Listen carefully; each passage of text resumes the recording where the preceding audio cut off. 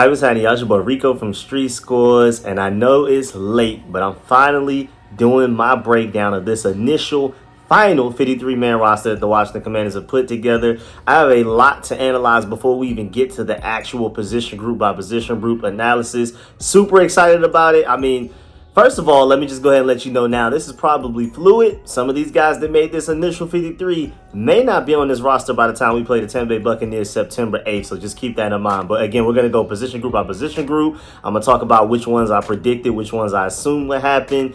I have a lot of other real notable ones. I mean, we kept 6 safeties, only 3 outside corners, only 3 tight ends, only 3 running backs, all kinds of things like that I'm excited to talk about. Before we get into all of that, make sure you stiff arm that like button, stiff arm the subscription button, stiff arm the bell next to that subscription button so you get notification each and every time I release an informative and opinionated video just like this one. Make sure you stay tuned, even though, as you can see, I'm not home right now. I'm still coming to y'all with daily content. I'm super excited because the regular season is around the corner. Of course, I will be live streaming that regular season game against Tampa Bay Buccaneers, so make sure you pull up for that for all 4 quarters, analysis, and everything. We're going to be laughing. Hopefully things are going well to where we're not crying together. Hopefully we're just laughing and celebrating together the whole time. But I'm going to make sure I break everything down then as well. Stay tuned all the way to the lead up to that game. And without further ado, let's go ahead and dive into this video, man. Let's get Adam.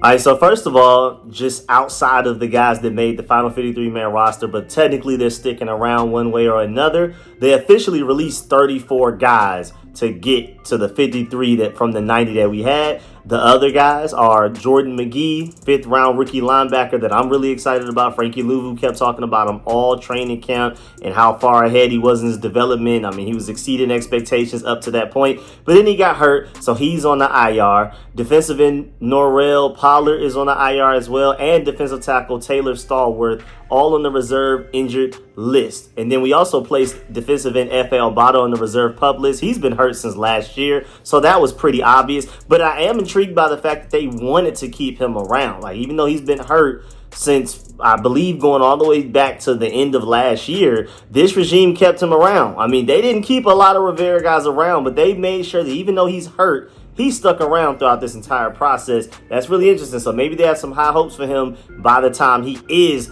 finally healthy. We'll see when that actually ends up happening.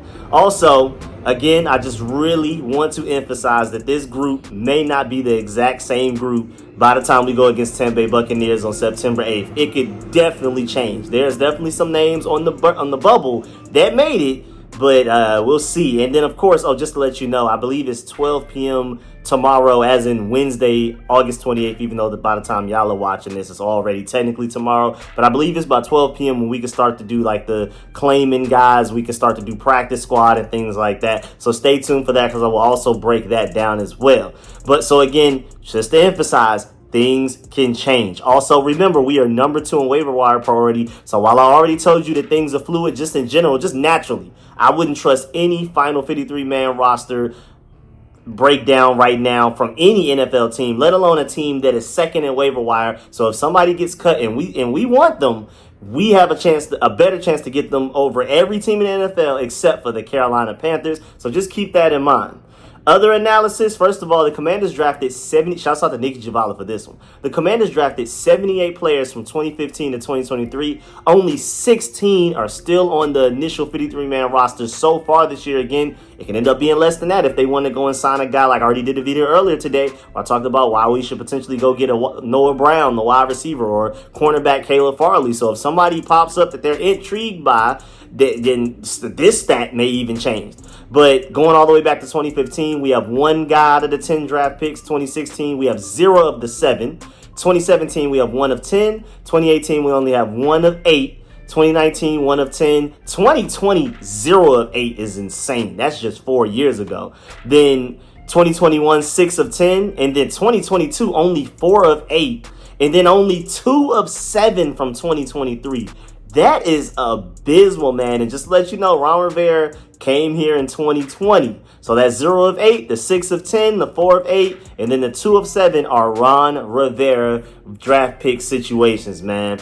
And I mean, there's so much to break down here. There's so many things that we can analyze. It's actually really crazy. Even just beyond that, 5 of the Washington Commanders' 7 draft picks from 2023 last year are gone, which is just insane. The only guys that are still here are the first 2 rounds, Emmanuel Forbes and Quan Martin, and a lot of people aren't even sure about Emmanuel Forbes. The KJ Henry one, I'm not going to lie, that one caught me by surprise. I really thought that he was safe. I almost, if you would have asked me like a week and a half ago, would I put a little bit of money on KJ Henry making this roster? I probably would have. I can admit where I'm wrong. Also, I want to note, shouts out to Ryan Fowler for this, because he pointed out all of the undrafted free agents that made initial 53-man rosters around the NFL. Just to let you know, the only 2 that made ours are my boy Tyler Owens, who I've been screaming about since March, since I started doing mock drafts to him to the Washington Commanders before the draft even happened, and also tight end Colson Yonkov, who was always like a dark horse.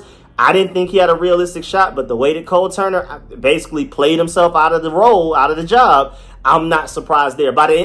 Going into training camp, I would have been surprised, but by the end of that 3rd preseason game against the Patriots, I'm not surprised at all. If anything, I thought it was more likely that maybe we only keep 3 tight ends, we keep neither. But if it was between Cole Turner and Colson Yonkov, I could have told you Colson Yonkov would have made the team. Cole Turner did not look good in that final preseason game, man. And then also Dan Quinn spoke after the initial 53-man rosters about those 2 undrafted free agents, Tyler Owens and Colson Yonkov. And he said you could just feel their energy to go for it when you're trying to establish an identity. And he mentioned speed and physicality as key factors. So these guys basically willed themselves onto this team. I mean, now granted, Tyler Owens has just immense potential or ridiculous ceiling just because of his freakish natural athletic ability. But both of them, even Tyler Owens with the ceiling, both of those guys, you could tell they earned that spot. They worked their tails off to get it, especially a guy like Colson Yonkov. Now let's dive into the actual rosters, position group by position group. First of all, we have 25 offensive players, and starting with the quarterbacks. Last year, with the Rivera era and those guys, as you can see at the top right, this is going to be there for every position group. We kept 2 quarterbacks on the initial roster. We kept, of course, Jaden Daniels is your starter. Marcus Mariota is your direct backup to him. And Jeff Driscoll is your 3rd stringer. And I predicted this would happen a couple of weeks ago, even though as we started to get closer, I started to think, well, if you need a position group, like an extra spot for another one, then maybe you just try to see if Jeff Driscoll can make it to the practice squad. Maybe you only keep 2 quarterbacks instead of 3, but they ended up squeezing them more. Now, I wasn't surprised that Sam Hartman got cut, and they're going to try to bring him back to the practice squad for sure, but I wouldn't be surprised if another team tries to snatch him up before we get the chance to do that. We'll see what happens there. But yeah, Jeff Driscoll, I'm not surprised. I feel like he's played well enough. He wasn't perfect. He missed a lot of open receivers. It's not like he was exciting, but he wasn't perfect. It wasn't like he was really great out there. If you really watched the tape, there were times he missed guys wide open. And we were having debates about whether he should even be QB2 at a certain point. But then he went out there and threw that really ugly interception. And we were like, I mean, I know Marcus Mariota isn't good, and I would love to take that number 0 from Marcus Mariota. So, I mean, does Mike Sanders still have a number yet? Have we confirmed that Mike Sanders still has a actual jersey number yet? Because he's still sharing number 2 with De'Ami Brown the last time I checked. Let me go check on that. Yeah, even on their final 53-man roster, both of those guys are still wearing a number 2. I can't wait for us to finally see what number he actually has. I mean, maybe he could just go ahead and take the number 1 that Jahan Dotson had, but I just feel like he would look so cold and 0 at the NFL level, man. Please, Mariota, you move the 1 and let him get that 0, man, please. But moving on to the running backs, this was fairly obvious, even though, like I said, if it were up to me, I said this a few days ago, if it were up to me, I would choose Michael Wiley over Jeremy McNichols, but I wasn't sure if Michael Wiley did enough to supersede Jeremy McNichols on the depth chart and to make this final 53-man roster if they only keep 3. If they kept 4, I felt like Michael Wiley was the obvious choice there. And again, if it were up to me, based off of what I saw in the preseason, I personally would have chosen Michael Wiley over Jeremy McNichols, but maybe in practices that, of course, we're not seeing the practices as much as the coaching staff is. Maybe Jeremy McNichols was outperforming him in practice. I don't know. But either way, I felt like that was neck and neck. And I just feel, again, like I said in my breakdown of that final preseason game against the Patriots, I said said, Michael Wiley looked great, but was it enough to surpass Jeremy McNichols, who also has looked pretty good as well? I'm not surprised there. So I was right on the quarterbacks. I was completely right on the running backs, even though I was like, maybe they keep 4 just because Michael Wiley is that good. Now moving on to the wide receivers, where I definitely was not right. First of all, when I did the receivers, Jahan Dotson wasn't even traded yet, so that was already wrong. Then the fact that they kept Byron Pringle over Kazmir Allen, I mean, I'm not necessarily surprised based off of what I saw those last 2 preseason games. And Byron Pringle will be your starting kick returner, at least one of the 2. Jamison Crowder will be your starting punt returner. And then Olamide Zaccheaus, I mean, we've heard about him being one of the guys that's up there with the starters. So Terry McLaurin, De'Ami Brown, Olamide Zaccheaus are probably the highest 3 receivers on the depth chart that are actually going to go out there and play on Sundays. Luke McCaffrey, Jamison Crowder are going to be included as well. And I think Byron Pringle's probably at the bottom of this list, but again, he's one of your starting kick returners, so I'm not surprised there. I definitely was wrong in a couple of spots again, because the last time I did a 53-man roster projection, Jahan Dotson was still on the roster. He was still in my projection. But really outside of that, I mean, I was rooting for Bryson Tremaine to make this roster, but apparently they decided to go with Byron Pringle instead. I'm not surprised. I thought Olamide Zaccheaus was good enough in punt returns to where maybe you don't need Jamison Crowder as bad, or maybe we have enough guys that can kick return to where maybe you don't need Byron Pringle. You can keep one of those taller receivers in Bryson Tremaine or Martavis Bryant. But I'm not surprised, but that was my prediction. I was wrong there. And the last regime kept 7 receivers, but I'm not surprised that this one only kept 6. Now moving on to the tight ends. Again, we already talked about it. This one was probably one of the easiest ones to guess, other than the Colts and Yankov part, even though, again, at the end of that Patriots game, I thought they would just keep 3 tight ends and keep it pushing with the 3 obvious ones. But if you would have told me that after that Patriots game, they were going to keep 4 for sure, you could just go into the future, tell me they keep 4, but you don't tell me who the 4 are, I could have told you it would have been Colts and Yankov. Cole Turner was just that bad. And it's crazy because he's so much better of a blocker than I ever expected him to be. But I don't know. He learns how to block and then he forgets how to catch. I don't know what that is.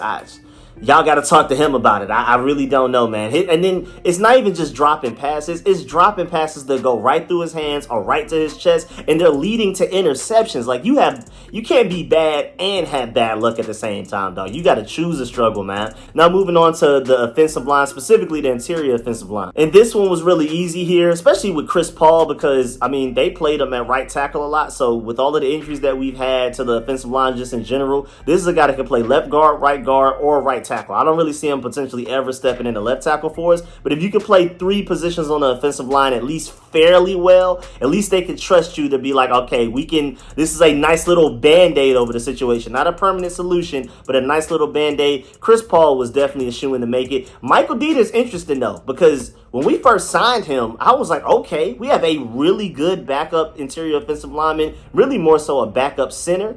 And I was really excited about him. But then he went out there in that preseason and did not look that good. He definitely disappointed me a little bit in the preseason. I'm not surprised that he made the team, but he definitely did not live up to what I hoped he'd be based off of when we signed him. Because from the tape that I saw with him with the Texans, I was like, okay, he could be a decent starting center. He's a really good backup center. He went out there in the preseason game and did not look like it. But hey, obviously, Nick Allegretti is just starting left guard. Tyler Biotish is just starting center. And Samuel Cosme is just starting right guard. We can keep it pushing. Moving on to the tackles. I predicted this one as well, even though I was rooting for Braden Daniels to make the team over Trent Scott, man. I do not. This is probably the player out of this entire 53-man final roster thing that I'm just the most nervous about. Like, if they have to touch the field for any reason, I am extremely nervous about Trent Scott. I am not a fan. The way that literally no matter who he blocked against in that Jets joint practice gave him work. Then we went against the Dolphins. Chop Robinson, elite athlete, very high ceiling, nice potential and everything like that, but by no means a day one ready to go pass rush specialist in any way. He beat Trent Scott within less than 2 seconds of a snap to end up, I think it was Jeff Driscoll that paid for it, or Marcus Mariota. Somebody paid for it dearly. Maybe it was Trace McSorley. I don't remember, but Trent Scott got somebody killed. And, if there's for any reason we get to the point where Trent Scott has to play, because Cornelius Lucas is your swing tackle. So you have Brandon Coleman is just starting left tackle. Andrew Wiley is just starting right tackle, obviously. If there's an injury to either two, Cornelius Lucas is your starter for one of those spots.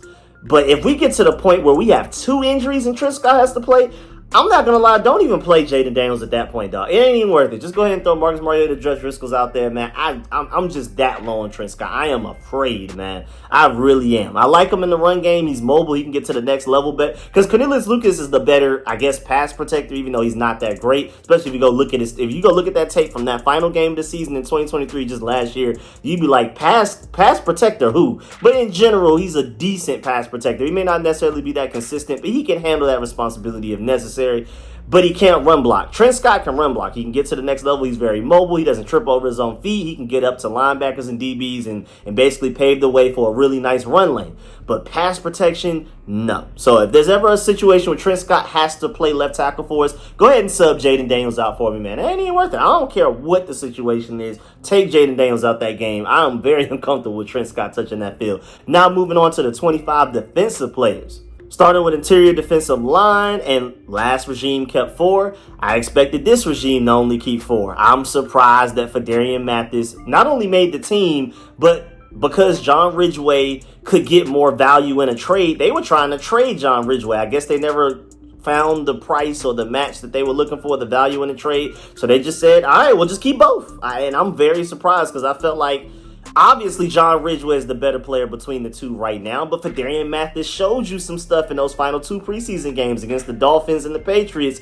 to where it's like, okay, maybe did he earn a roster spot, but he didn't play well enough to beat out John Ridgeway because, first of all, John Ridgeway gave us an entire 2023 season of good tape. But then even just preseason-wise, specifically in 2024, even though Phidarian Mathis looked great against the Patriots, John Ridgeway looked even better. So John Ridgeway is definitely above him on the depth chart, but I'm surprised that they decided to keep 5 interior defensive linemen because they like Phidarian Mathis that much. But that's definitely one of those situations where this regime probably likes Phidarian Mathis more than any other team would. You probably wouldn't get anything in return for a trade. So they're like, hey, we might as well just keep him and keep it pushing. Now, edge rusher-wise, they kept 5 instead of 6. It seems like compared to the previous regime, they prefer to have more interior defensive linemen, and the last regime preferred to have more edge rushers. So, but at the end of the day, it still equals out to 10 defensive linemen, however you shake it up. Now, granted, they had Dante Fowler as like a linebacker technically listed, but he's clearly like an outside linebacker edge rusher, even though Jamin Davis is the same thing exactly role-wise, but they had him as a defensive end, but I don't care. In my thing, I'm having Dante Fowler with the defensive line as an edge rusher. So obviously, Dorrance Armstrong, Cleveland Farrell, obvious. The biggest surprise here, probably the biggest surprise of the entire roster cut situation, was KJ Henry not making it. Now, after the performance that I saw Jamin Davis had, I was like, okay, I can see a scenario where he doesn't make it, where he does make it, not only because of what he did in the preseason, especially with that strip sack and the batted down ball that he had, that a lot of people kind of overlooked. They noticed the strip sack. I mean, how could you not? But the batted down ball, the play before the strip sack was just as amazing. Very athletic play. Not a lot of people can do that. But then on top of that, we have all of the injuries to the inside linebacker group that, worst case scenario, throw Jamin Davis out there. He wasn't that bad, especially if you had a true Mike linebacker that could have the green dot and be the quarterback for the defense, and you just let Jamin Davis think less and do more. He was actually pretty good and flashed at times. So I feel like worst case scenario, break glass in case of emergency, Jamin Davis is at least a solid inside linebacker depth type of guy. So I just felt like he should have made the roster regardless of what was going on, especially due to the injuries to the inside linebacker group. But I love the fact that he made the roster. It seems like it's purely like an edge rusher, as a guy that's ascending, that's getting better, that's developing, and they believe in him. And then Javonte Jean-Baptiste, the only reason I'm not surprised by the fact that they kept him over KJ Henry, I feel like today easily KJ Henry is the better player, but they did not draft KJ Henry. This regime drafted Javonte Jean-Baptiste, and I feel like it's literally just that simple. They're doing everything that they can to get rid of the Rivera era here. And then linebacker-wise, moving on, obviously Frankie Louva and Bobby Wagner are your starters. With Jordan McGee now gone to the IR, I mean, I still love our linebacker group overall, but the depth is a little shaky. I mean, Mikael Walker is, that's interesting. And then Dominique Hampton, he just basically went from college free safety to occasionally playing in the boxes like a strong safety star guy. it's like a box safety, and now he's just a full-blown inside linebacker. That's a pretty big leap. I'm not expecting a lot out of him very soon, but that's a developmental project there, especially with Jordan McGee hurt. And again, you can maybe throw Jamin Davis in this part if it's really that bad. If you don't trust Mykal Walker or Dominique Hampton enough, at worst, Jamin Davis can go out there and do that. But out of the way, linebacker depth, not the greatest. I mean, Anthony Pittman not being here surprised me a little because he was such a great special teams ace. But then again, in the preseason games, man, he did not look good. He did not look fast. Every time those linebackers were out there, it just seemed like people could run the ball against us so easily. They weren't doing their run fits correctly. They were taking bad angles for how slow they were. It just didn't look good. I don't really trust any of our backup linebackers, especially while Jordan McGee is hurt. So get well soon, because right now Frankie Louva and Bobby Wagner have to carry this linebacker group, and I'm very optimistic about this linebacker group. But right now, I mean, we're too solid with, I would think, I'm not gonna lie, to me, Jamin Davis is our third best linebacker. Just looking at this, I like Mykal Walker. Dominique Hampton has some potential to him. Jamin Davis is our third best linebacker to me. Moving on to the outside corners, the previous regime kept 4. You're going to see why. Because we ended up keeping more safeties than normal, man. We ended up keeping 6 safeties. But we'll get there. So outside cornerback wise, I mean, Emmanuel Forbes, Benjamin St. Juste, Michael Davis. That's a wrap. That's it. There's no fourth one. I thought Tariq Castro-Fields may make it just as the fourth guy, just in case, if there's an injury or whatever. Benjamin St. Juste has not shown us the ability to stay healthy for a full 17-game, 18-week season yet. I have not seen it since we drafted him. But hey, they trust him to go out there and be one of those 3. Maybe he's not even starting. Maybe Emmanuel Forbes and Michael Davis are just starting outside corners. Benjamin St. Juste plays sparingly. Maybe they're not really depending on him to play a lot. We'll see. Then slot corner wise, and in my original prediction, I only had us keeping 1, but I did say Noah Igbenogany, if they do keep a backup slot corner, it would be him. And so I feel like Tariq Castro-Fields may be better at outside corner than Igbenogany is at slot corner, but we have 3 outside corners. You may want to have 2 slot corners just in case. Noah Igbenogany is the best backup slot corner we had on roster, so that makes sense to be. But Mike Sanders still is a true dog. He's probably already today your best corner, period. Joe Wood Jr. even said that they've been working on him playing some outside corner as well. So don't be surprised if you see that on Sundays. Even though I prefer him in the slot, I think he's a future Pro Bowl slot. He may be the best outside corner we have as well. He may just be the best corner, period. I feel like that's the reason they were so okay with trading Jahan Dotson within the division. They're like, this guy locked them up all training camp, every practice the entire summer. We could trade him away to the Eagles, play him twice a year, just put Mike Sanders still on him, and he's just going to lock him up like he did in the summer. No worries. Then safety-wise, we kept 6. You have Jeremy Chin and Jartavius Quan Martin as your starting strong safety and free safety, respectively. Percy Butler is right behind him. That's why I made sure his name was in yellow. He's the next safety on the depth chart. Jeremy Reeves is your special team ace. I don't really think he made this team as a safety. He's here because of his elite special teams ability. Tyler Owens, same thing. He showed flashes in the preseason, and nobody's rooting for Tyler Owens more than me. But I feel like the main reason that he's on this roster today is because of special teams. And I said that if he does make this team way back after we brought him in as an undrafted free agent late April, if he makes the team, it's going to be because of special teams. Now, granted, he's developed as a safety on the defensive side of the ball way quicker than I expected, but it's still not enough to where like you're comfortable with just throwing Tyler Owens out there on Sundays, especially out there against a starting offense and things like that. But he's getting there. I think he has the potential to be a great safety. I think he has Pro Bowl talent. We just got to get it out of him. I feel like he has to gain a lot of nuance, a lot of instincts, IQ. It's all like mental things. It's all like the things that come with time and playing over and over again. So that transition from Texas Tech to the NFL level, that's a pretty big jump.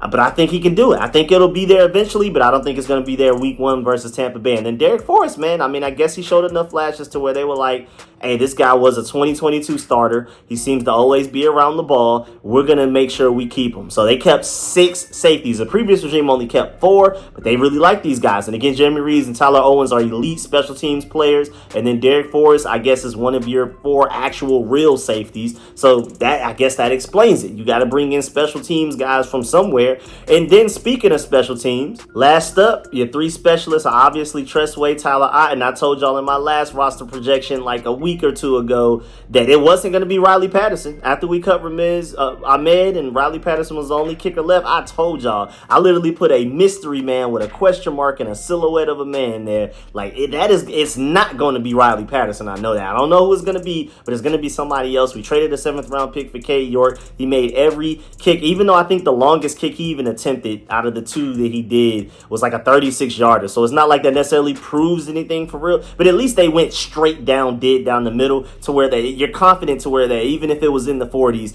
he would have been straight. But he only made 2 field goals. They were both from less than 40 yards, and then he made both of his PATs, so he never missed a kick in that preseason game against the Patriots, which is a big positive, but he hasn't been put to the real test yet. We'll see. I think his career long, though, is 58, though, so he's shown that he has it, but we'll see when we get to this regular season, man, especially while this offense is still developing. I mean, so many new pieces, new offensive coordinator, new, coordinators up and down the roster, especially on the offensive side of the ball and things like that. So I'm not expecting our offense to sit here and convert every third. I think if we convert a lot of third downs, I feel like most of it is going to be Jaden Daniels' magic. But my main point is I think a lot of our drives are going to stop within field goal range. And I feel like once we start to get more comfortable as an offense and we start to understand ourselves a little bit more, Cliff Kingsbury gains like a play calling momentum and catches a groove there. I feel like we'll start to score more touchdowns. But I feel like early on, we're really going to need these field goal kicks. And I'm hoping K. York can go out there and make those. I truly trust day one, week one immediately for Jaden Daniels to get you in the field goal range. It's just going to be that next level of ascension from him and his development to where instead of getting us in the field goal range, we're scoring more touchdowns more often. But we'll see. That's going to be a Cliff Kingsbury thing. That's going to be wait until we see how this offensive line gels with all of the injuries that we've had. I don't think there's been a single day of practice where our entire offensive line has gone out there and practiced together. Because when it wasn't Andrew Wiley hurt, now it's been Brandon Coleman. Even Samuel Cosby missed a few days due to being sick. And so we'll see what happens there with the offensive line. There's a lot of things that go into how successful we can be on offense and how consistent, but I feel like Jaden Daniels himself can get you to field goal range. K. York, I need you to make those kicks, especially until we start, instead of getting in the field goal range, we turn those possessions into touchdowns. I'm really excited. But yeah, man, that's the end of this video. Please get in the comment section. Let me know how you feel about everything discussed in the video. Please stiff arm that like button, stiff arm the subscription button, stiff arm the bell next to that subscription button so you get notification each and every time I release an informative and opinionated video just like this one. Appreciate the support. Even though I'm not home, y'all are still pulling up and tuning into the videos, leaving likes, leaving comments. I've been super busy, but when I can, I'm going to try to read and reply to as many comments as possible. Of course, especially for a video like this. Let me know how you feel about these final 53-man initial roster that we have going on right now. Again, don't expect it to be these exact same 53 guys by the time we play Tampa Bay September 8th. But let me know how you feel about who initially made the team right now. Who got cut that you hope makes the practice squad? And maybe if you're looking at other rosters from guys that they cut, who do you want us to bring in? I already gave y'all Noah Brown and Caleb Farley earlier, and I explained why, Pro Football Focus grades and all of that type of stuff. So if you haven't seen that video, go check that out. But definitely let me know in the comment section how you feel about this initial roster that the Commanders have put together. I really appreciate y'all. I'm going to catch y'all later. I'm out.